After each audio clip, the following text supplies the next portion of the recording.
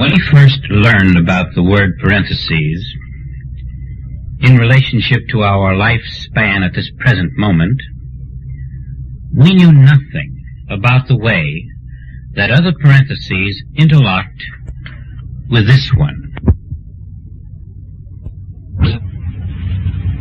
We knew very little, if anything, about the fact that while we were in one parenthesis, others around us could be in another.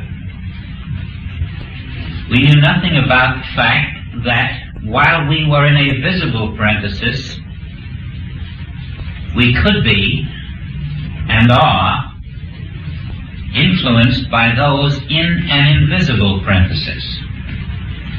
And so tonight we want to take the idea of parenthesis as we originally knew it and carry it forward a bit to see that the interval, the interlude, the fragment that we may now experience is interlocked with yesterday's parenthesis and with tomorrow's, and that every moment we are writing our tomorrow. Now beyond that, because of the fact that those who have made a transition are never far away, we are communing with them. We are walking in their light, as it were, and oftentimes, without the realization of it, we are moved by them. Now you can see that very clearly when you realize that you, in your present level of development, will naturally reach out to help others. They may not always know it. You will do world work, you will give silent treatments, you will bless without any standing in the public eye, you will be praying in secret. And as the eye of you is lifted, lifting the eye of those around you, so, in the same manner, those who have gone higher than we, as the eye of them continues to be lifted, it lifts us and we feel their influence, even though we may not be able to identify them. In some cases, they permit us to identify them. In others, their work is just as silent as yours when you see a beggar on the street. Never will he suspect what is going on in your consciousness, and sometimes never do we suspect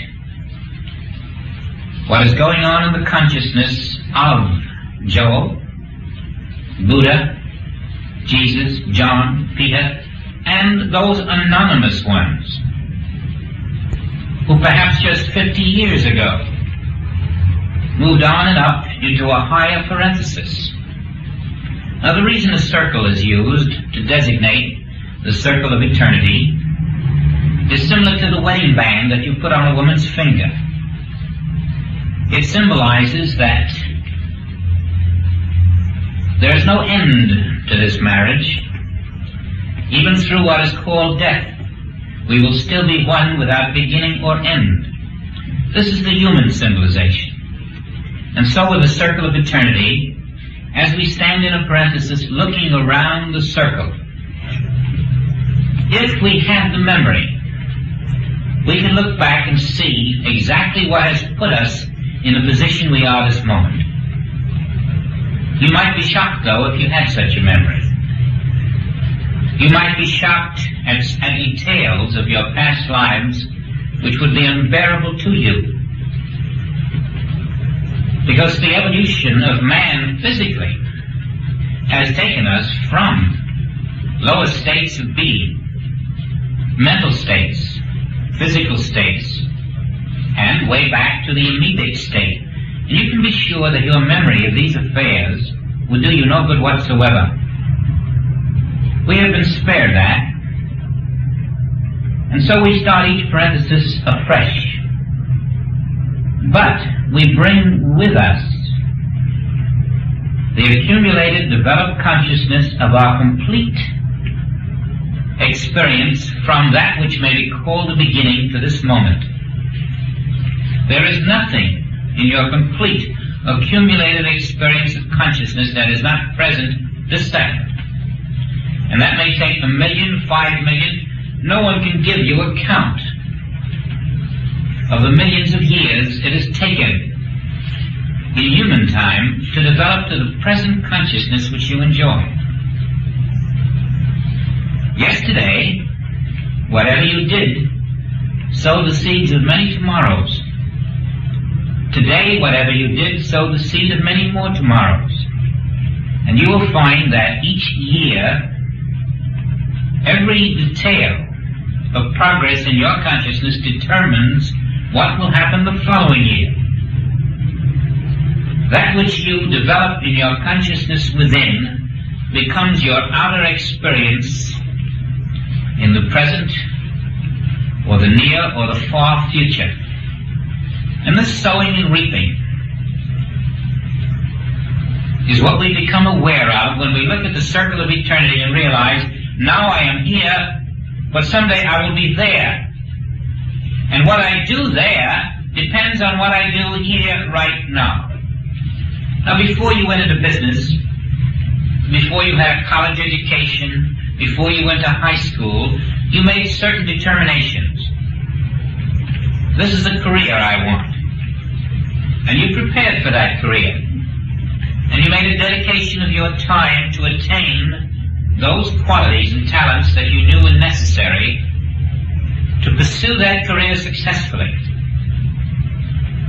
Now, when you learn about parenthesis, you're being told to amplify that identical pattern of thought into a wider range of activity, not to plan for the next year, the next 10, the next 20, but to build for eternity. And that is in line with Jesus' admonition when he said, lay not up treasures on earth, where moth and rust do corrupt, but lay up your treasures in heaven. And his meaning there was, do not let your present lifespan be a sum total of your belief in life. Expand your present belief into the realization that this lifespan is but a preparation for the next, and that the previous one was a preparation for this, and that each lifespan is a link in a chain, without ending, without beginning. And when you grasp this, or if you have, you know that there came upon you a sense of relief, a release that said to you, you mean I don't have to concentrate all of my activity into this one parenthesis? That even if I make some errors, that even if I miss this or that experience, that I haven't lost anything? Do you mean that they're not going to put me in a tomb and that's the end? Or do you mean that there isn't going to be a hell or a heaven, but I'm going to stay right here, no matter what they do to the physical form? When that came to you, or when it comes to you, there will be this great, almost infinite sigh, because there will be a realization that life has no opposite. The circle of eternity is forever, and every lifespan is a school for the next lifespan. This is the boot camp. We are prepared in such a way that when we move into the next parenthesis, we have a new consciousness, a consciousness that is now prepared for that experience in such a way that we can handle, survive, express a wider range of consciousness than the previous one. It's been quite a long pull from the amoeba to this, but you start from God life, and and you move through many different forms. Now, when you travel through the United States or abroad, you send your body into various cities and various countries, and you accumulate new experiences. When spirit moves, spirit does it in a different and a wider way. Spirit is your name. And when you travel spiritually, you travel in different forms. When you travel humanly, you just change the luggage.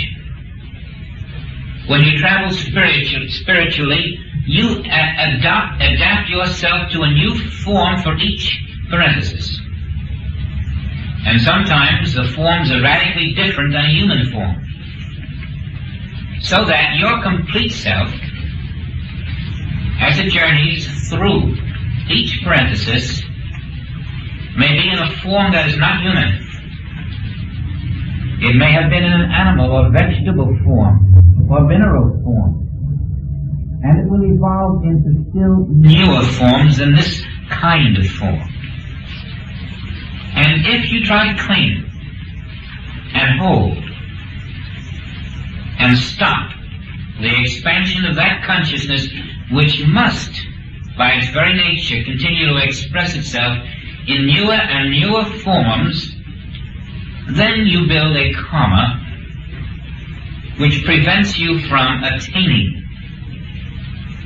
the expanded consciousness that is part of the divine plan. Now you know by now that karma can be broken. Although it originated in the Far East, and although it is true that as you sow, so shall you reap, although we have a karmic debt to pay, the infinite way shows us that this karmic debt need not be lived with until it is exhausted in 1, 2, or 5, or 10 parentheses. We don't have to move through these human lifespans constantly paying a karmic debt. This is where Jesus took the message beyond Buddha. And the way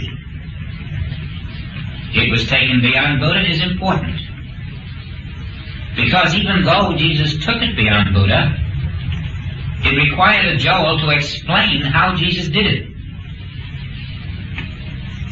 And it is very vital that we see that the karma, which can be broken, is broken in the infinite way when we learn that our karmic debt, based upon our sins of omission and commission, is not part of our true being.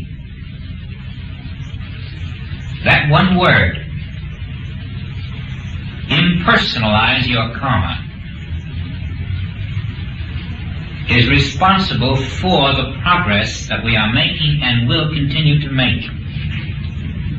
That which we have called sowing and reaping, cause and effect, karmic debt, is broken when we see through the hypnotism of it and see that sin, not being of God, has no reality. And therefore this which is called sin is not a part of me. It is a universal hypnotism which I have accepted as karma, as something that had to be worked out in lifespan after lifespan, but it does not. And this is where Joel brought us up to date with Jesus, who had taken us past Buddha. Karma is no part of your true being. Karma is the mirage, the conditioning, the brainwashing of accumulated errors of centuries, which we have accepted. And in the acceptance we have given power to that which has no reality. And therefore in this parenthesis, this one, when you break the law of karma, you have taken the accumulated centuries of karmic debt which have bonded you, which have shackled you, which have fettered you to the limitations of humanhood, and you are free, ready to make the transition to a higher state of consciousness into another parenthesis in which you join. While here, those spirits who have moved on as you will, and tabernacle with them, letting their expanded consciousness be the light through which you are lifted still higher. This is our important parenthesis. Everyone has been important to the point that it was necessary. But it was necessary to bring us to the point where we could break the karma. Now, as you look around at your parents, at older associates whom you may have seen shackled and living in the monotonous routine of a walking dead life, unquestionably you have felt a sense of pity, a sense of sympathy. But yesterday, somebody was looking at you that way in a previous parenthesis.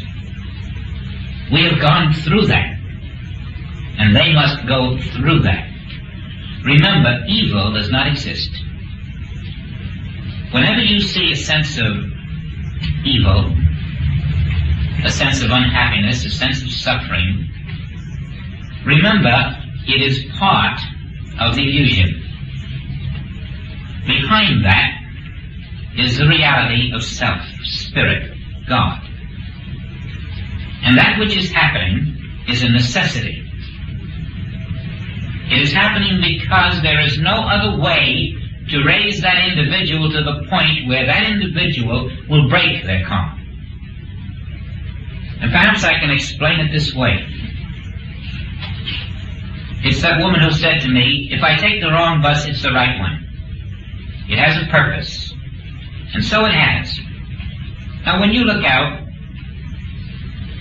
and you see the grapes being crushed, if you didn't know that this was to make wine, you would say, why are they so destructive?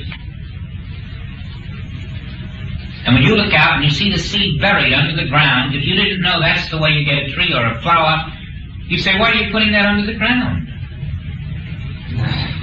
But so it is necessary to do, to bury the seed to get the flower above the ground, to crush the grape to get the wine. And even though it may seem cruel to our human senses to see suffering and agony, there is no other way in which that individual can be so impressed as to ultimately leave those activities which caused this karma to manifest. The will of the Father is your perfection in all things. And as you know, when you depart from that will, your karma begins. And so as you walk into the marsh, you sink deeper. As you walk further away from the will, from the rhythm, from the purpose of your own life, you sink deeper. And the deeper you sink, the more you realize that that's the wrong direction. Now, if you had a chance to talk to some of the younger folks, you would be surprised at how impossible it even appears just to speak to them and to see where they stand. Who, me? Oh, I have nothing wrong. Everything's fine with me. What do I need that for? A very superficial, almost totally shallow point of view towards this parenthesis. And the karma follows. If it didn't, there'd be no turning. Now to you it's very strenuous when you see someone suffering deeply. But remember, they're not suffering deeply. What is happening is only the visible sensation that we experience when we look out of human eyes. In the invisible, all that stands there is the perfect Christ. And as you learn to look at that perfect Christ, you will say, this is a necessary appearance to convince that human mind that stands there, because it will now go into the next parenthesis and it will take with it that experience in such a way that something subconsciously will turn within, away from this experience, and in the next experience you will find a higher consciousness. And all of the agonies will be forgotten. Now, there are many interesting points about a child coming back with a musical talent, a mathematical talent, an artistic talent, a religious talent. You say, here's a child that's 4 years old, and his musicianship surpasses many of the masters of today. His name is Mozart. Or here's a child who can do this, and here's a child who can do that. And you realize very quickly that within those few years, he could not have developed this talent. It is the accumulation of many other parentheses before it. Now, by the same token, and this is an important development in Joel's work, how about the fellow who displays an aptitude for crime? Isn't he bringing forth a consciousness from his previous parentheses, just as the child brings forth a musical talent? And so, when you see this crime, it is part of his karmic debt, and it must be worked out. It must be worked out, and you must recognize that this is nothing more than an illusory karmic debt being worked out. You see, we are in a position now where we can look at the experiences of evil and impersonalize them, whereas the individual enmeshed in that evil knows nothing of this. He is strictly on a one-dimensional plane, confused, compelled, baffled, and activated by an impulse he doesn't understand. But you and I, we have the privilege of seeing the reality of his state of his hypnotism and not permitting ourselves to be impressed with it as a reality. We have the privilege of standing clear, impersonalizing, and thus lifting from ourselves the karma we would incur if we accepted his state of mesmerism as something to contend with. Our acceptance of his visible karma becomes our karma. And we sow to the illusion and reap an extension of a consciousness which is not expanding in the rhythm of God. Now, it may have been your privilege to have felt the influence of those who have moved on before you. Collectively, visibly, we unite for the purpose of sharing our attained states of consciousness. But we also unite with those invisibles. And this is where the real impetus begins. In the material consciousness, as isolated human beings, we hardly even draw from each other. But graduating above the material, above the mental, to the spiritual, as you begin to erase your karma, the light moves through, and subtly you find yourself basking in the attained consciousness of one who has not named himself to you. And if you have experienced this, you know that this is the sign that you have caught the spiritual impulse and that there is a very definite guidance invisibly moving you, directing you, pointing the way, ever with you, interested in you, loving you, and asking nothing in return. You may find one, you may find more. And that impulse can quicken, deepen, and reveal itself as an individual identity with a name. And that is when you are being helped from another parenthesis. Now this has happened to a number of us, and to some it continues to happen. Not just as an isolated event, but as a steady, daily awareness that my words are not my own, my activities are not my own. There is someone, something, some power. And it, from its higher vantage point of truth, is making it possible for you to walk without taking those steps humanly which previously had been engendered by fear and doubt and worry and concern. Some mystical invisible is removing these from you, and you know you have been touched from on high, and that henceforth whatever you do will be in accordance to a different set of laws than the ones you had lived with among men. Then you're in an invisible parenthesis, quite different than the visible parenthesis of your fellow man.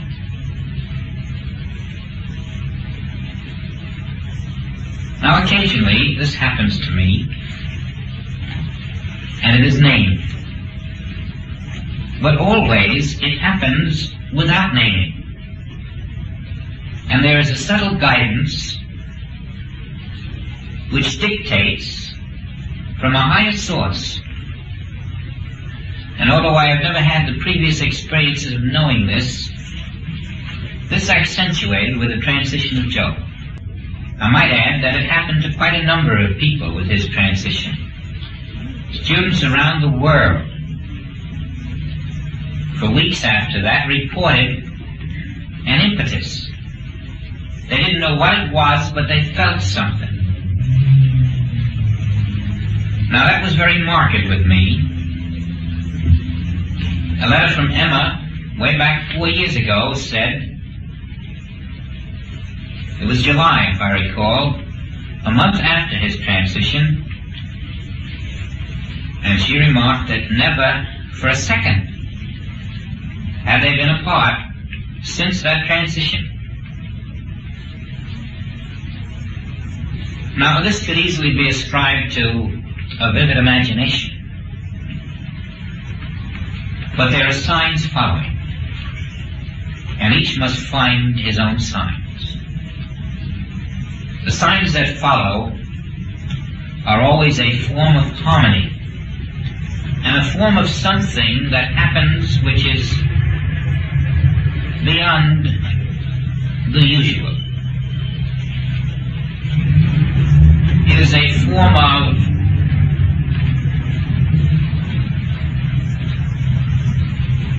a mystical magic in which there's no earthly explanation for what happens, and yet it happens. And it can be a giant thing or a small thing. It makes no difference. But always the evidence of the invisible comes forth into your visible experience,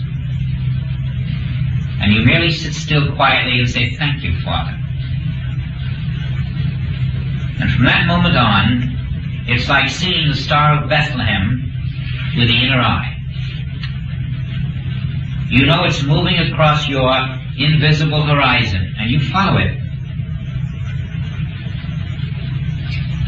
Now this particular parenthesis we're in is the crucial one for those who are learning the absolute truth about their own being. They are learning that when Mother and Dad passed on, all that passed on was a momentary form, and that the life of Mother and Dad is going to reform. There have been cases in which we have tried to hold these more advanced in years, for fear that in losing them we would have a great void. And in so doing we have held them in bondage to a form that they had outgrown. I know one particular case of a woman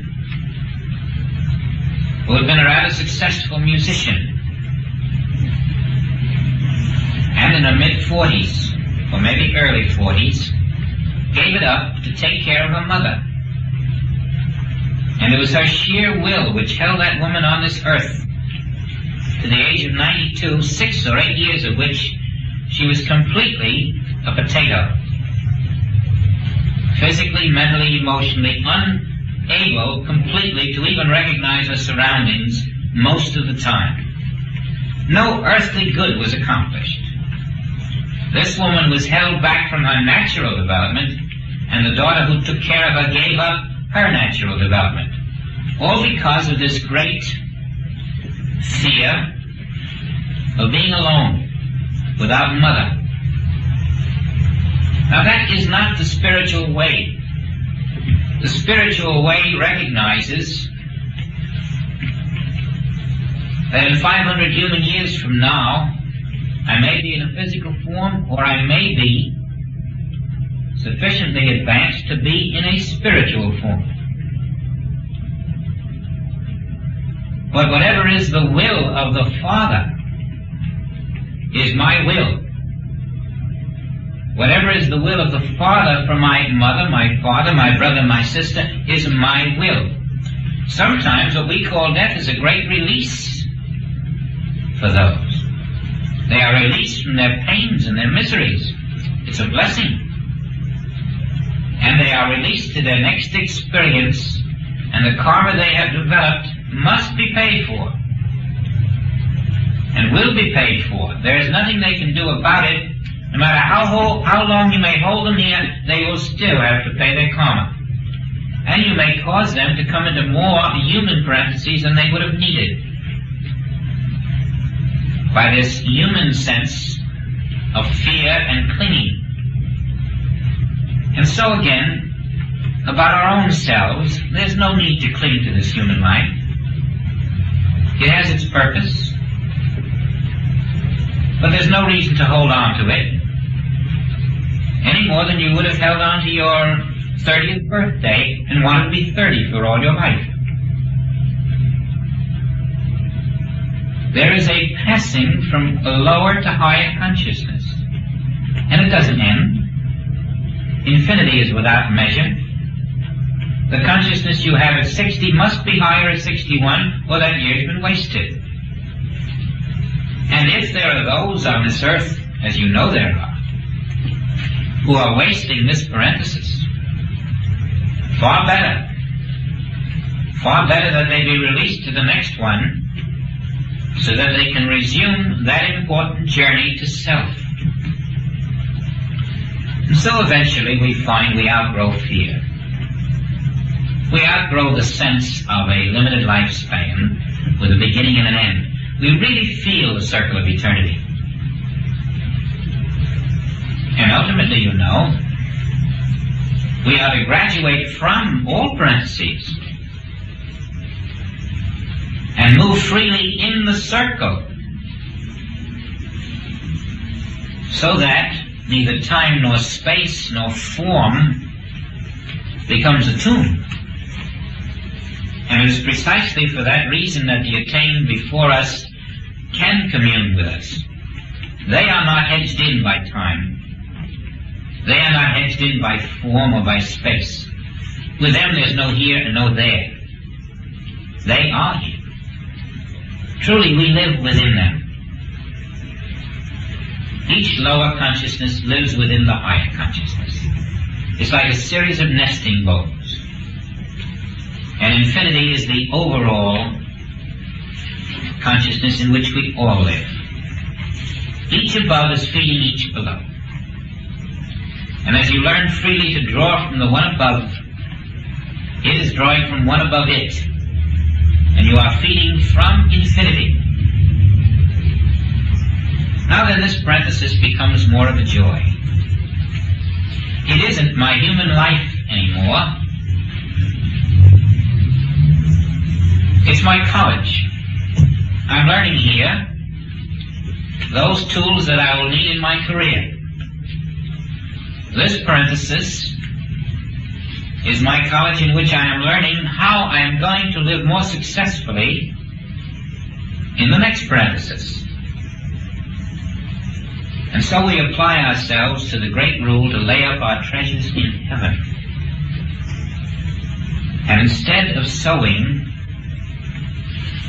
to only the pleasures of this world, we sow to spirit, and this opens us to the full rainbow, in which at times you are in communion with Walt Whitman, Thoreau, Emerson, Mary Baker Eddy, Phil Morse, Joel, Meister Eckhart. You find that these are living.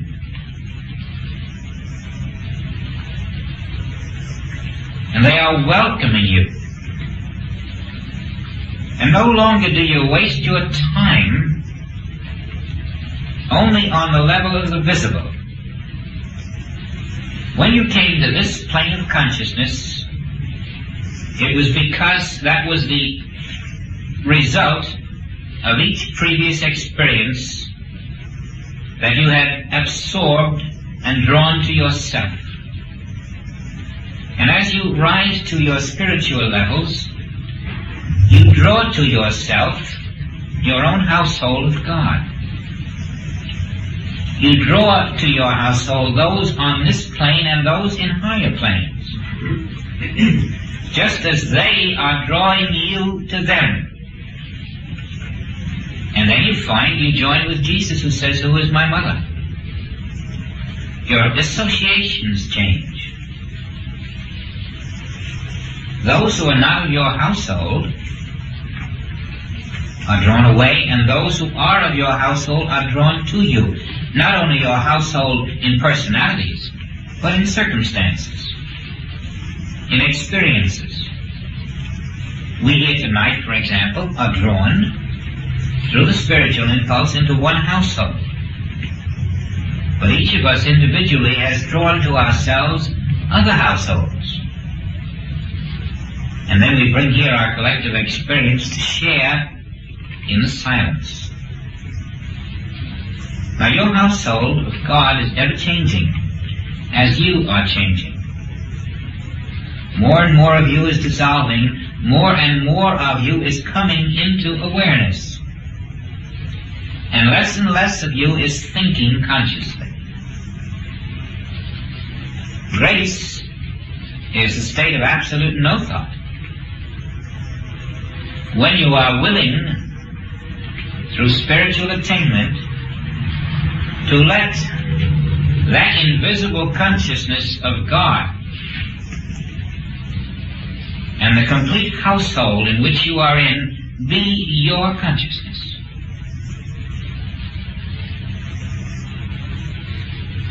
Now try for a moment to go back 500 years. Try to imagine what you think you were, what form you assumed. It was probably a human form at the time. If you wanted to get back to the animal stage, you'd have to go back very far. But even though it was a human form, it was not at this level of freedom that you enjoy today. The progress from 500 years to now was reasonably slow. The progress from now to 500 years ahead will be 50 times as fast. Because once you have caught the spiritual impulse, it's like compound interest at the bank. Your complete quickening process is compounded.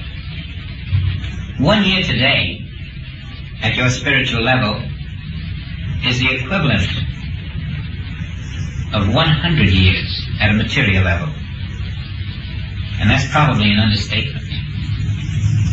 You see, we're quickly drawing away from the physical evolution and mental evolution of the world now. As you move into spiritual evolution, it will influence the physical and the mental, but it takes you into a completely different parenthesis while still in the form. So that physically, structurally, you may look as others, but they're not walking in the same universe you're walking. You seem to share the visible parenthesis, but the visible, being unreal, is hardly a thimble compared to the invisible in which you are really walking and drawing from. Now when Joel attained, before this parenthesis, he came back and he announced in this particular book, this particular chapter, that those who return after having attained do so either voluntarily or under instructions to fulfill a mission. He didn't specify which one had been his, although he spoke about it to a few people privately. We who eventually expect to pass out of this physical universe may volitionally or under instruction return to a physical form. And therefore, because others have done the same, there may be others around you that you're not aware of who have done that. For instance, when Joel was around us, very few of us realized that he no longer was fulfilling a human life. He makes that statement, when you return after transition, through desire or through instruction, you no longer fulfill a human life. You're no longer even concerned about it. You don't try to live it. You strictly are here to fulfill that spiritual mission, and that's all you do. Whatever is the human life just takes care of itself. For example, looking back at Jesus, he hadn't come to fulfill a human life. He came on a mission. And he wasn't concerned about what he did as a human being. So was Joel. Now, we may not do that. We may find that our work is completed as far as we're concerned. But it is important to know that there will be, and must be, and can never be avoided, a transition into that spiritual life in which there is no human self to stand in the way. There will be that transition. And every parenthesis that you return to in a human basis is for the purpose of preparing you further for that transition. And when you know that, you must further know that by standing in the way of it, you are blocking the divine will. And blocking the divine will or violating divine will is karma. Now all around us in this world today, nations striving to retain some sense of national identity, some sense of personal salvation, some sense of possessiveness about the physical things of this world. These are not you. This is where you have been. And you must recognize the unreality of their position. You must see that this is a road you have traveled. When you look at poverty, when you look at starvation, be sure this is a road you have traveled. And think back for a moment at all of the unfortunate experiences that you can recall, forgetting those that you know nothing about in previous incarnations. Every unfortunate experience you have had was vital. If you took them away, you would not be on the spiritual path. They were necessary to force you, to turn you. They were the great big detour signs that said, don't go this way again, go that way. And so it is with the poverty and starvation and insanities and murder and rape and war that you see all over this world. You may not think so, but what they are detour signs telling someone else, don't go this way again. And they are turning people from these experiences, and eventually they will rise, they will come through their karma into the next experience with a little less of it, a little less, and ultimately into the spiritual impulse. But take these experiences away from the world and they will not turn to spirit. Give them contentment, give them enough food on the table, enough money in the pocket, and enough of the pleasures of this world, and they will not turn to spirit. They will want to preserve a parenthesis, and it cannot be preserved. We must build for eternity. And so please, do not feel badly about someone's suffering.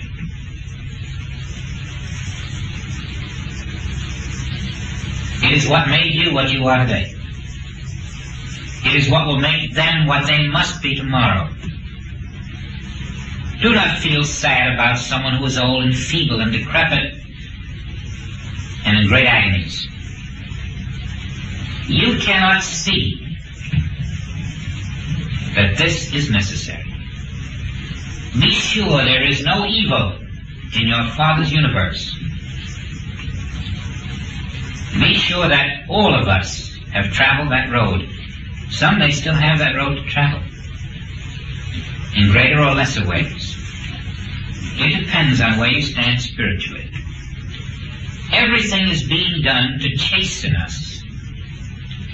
It's as if they were taking an impure mineral and putting it to the fire, chastening it to make it pure. We are the child of God. We have erected a false personality, a false sense of life. And this false sense of life is the tomb of our identity. And that identity, moving through that tomb, eventually emerges as the risen Christ. Do you think that when you are Christed, that you will stop moving up into new experiences? Do you think that Joel is still not learning? Do you think that Jesus has stopped learning? Infinity is forever. And so when you are on the next plane, when you are in Christhood, that at that time will be like humanhood is now. And you'll be working toward your next parenthesis. And whatever that's going to be called, that will be a prelude to the one after that. And you may be sure that as the living Christ in your next parenthesis, or your next level of consciousness, you won't be in this kind of a form. And you won't cling to that new kind of a form. Any more than today you have the form you had 5,000 years ago. It's behind you, but you had to have it.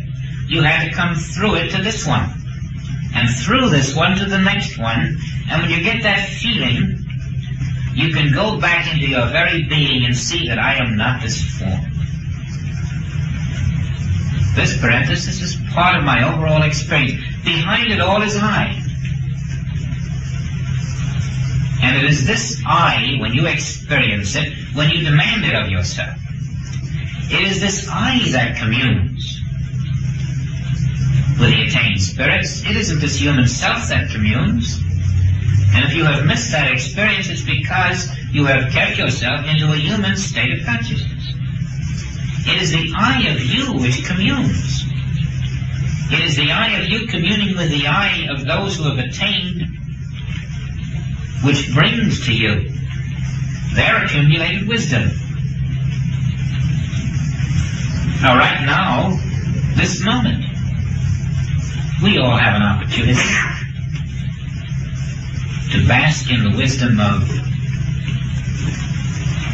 the thousands who are part of our true spiritual household. And the real wisdom in us then would be to learn consciously to expose ourselves to their wisdom. Now become aware of that. You have never been alone. You have always been surrounded by this accumulated wisdom of your spiritual household, and it is necessary to acknowledge it, to become conscious of it. Now, I'd like to do that now.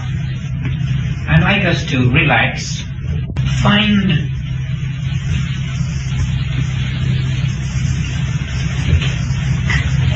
your position, not only in this parenthesis, but as divine self, and know that when you are in divine self realized, all who are in divine self realized are part of your household. You are all one household at that moment, and whatever happens to be necessary for your experience will appear, first invisibly through omniscience of I, and then through omnipotence of I. That omniscience will transform spirit in such a way that to your visible senses your need appears. This is when you're in the divine self. Now then, when you're in the divine self, you are not in a parenthesis. You are not in a beginning and an ending. You are in the circle of eternity without the beginning or the ending of a parenthesis. This is how you step out of it. This is how you step into the full circle. The realization that I am divine self.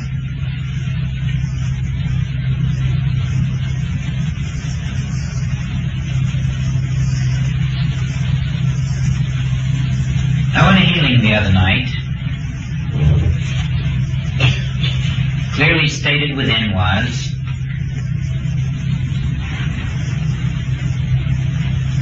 the words, I am Christ's self. Relax. Now, as this comes to you, I am Christ's self. Relax.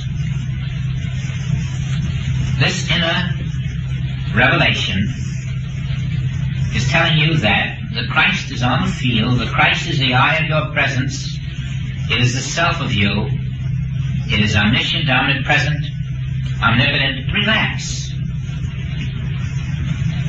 And then, as you realize I, the Christ self, can never leave you, well, this is your name, your identity. Let yourself be lifted by that Christ self with no effort on your part.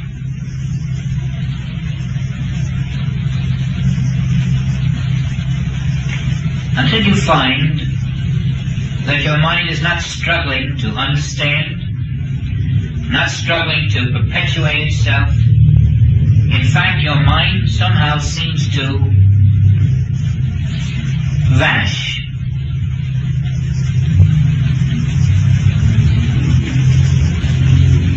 And you are left in a great, infinite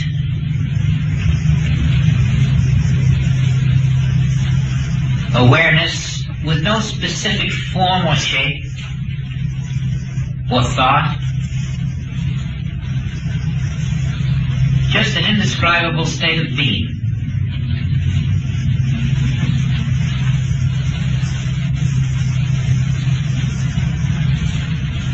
Lost in your own soul. Now that soul lives in no parenthesis.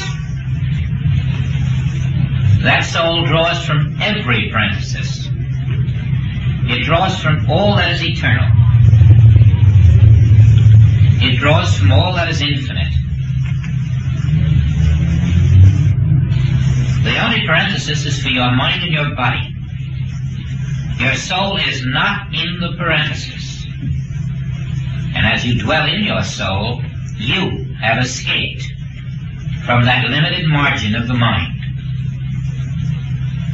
You have transcended the parenthesis. You are one with all spiritual reality since before the world was.